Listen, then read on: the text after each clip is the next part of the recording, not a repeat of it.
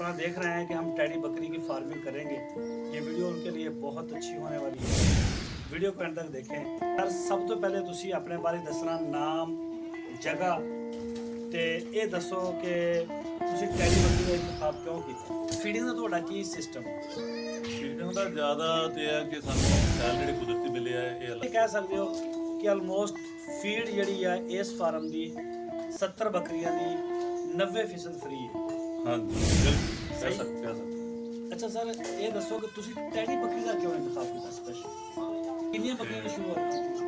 3 ਬੱਕਰੀਆਂ। ਅੱਛਾ ਮਾਸ਼ਾਅੱਲਾ 4 ਸਾਲ ਦੀ। ਅੱਛਾ ਲਾਸ ਵੀ ਹੋਇਆ ਕਦੀ ਫਾਰਮ ਦਾ? ਲਾਸ ਹੋਇਆ 1 ਸਾਲ ਵਿੱਚੋਂ ਮਾਈਨਸ ਕਰ ਦੋ ਤੇ 3 ਸਾਲ ਦੀ ਲੱਗਦਾ 1 ਸਾਲ ਦੇ।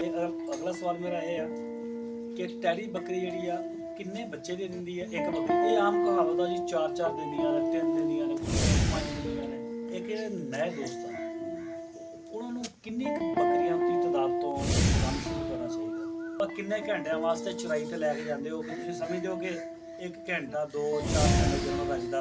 ਅੱਛਾ ਸਰ ਇਹ ਦੱਸੋ ਕਿ ਜ਼ਿਆਦਾ ਮੁਨਾਫੇ ਵਾਲਾ ਕੰਮ ਕਿਹੜੀ ਬੱਕਰੀ 'ਚ, ਮੱਖੀ ਚੀਨੀ ਦੋਗਲੀ ਦੇ ਵਿੱਚ ਜਾਂ ਟੈਡੀ ਬੱਕਰੀ ਨੂੰ ਪ੍ਰੈਫਰ ਕਰਦੇ ਹੋ?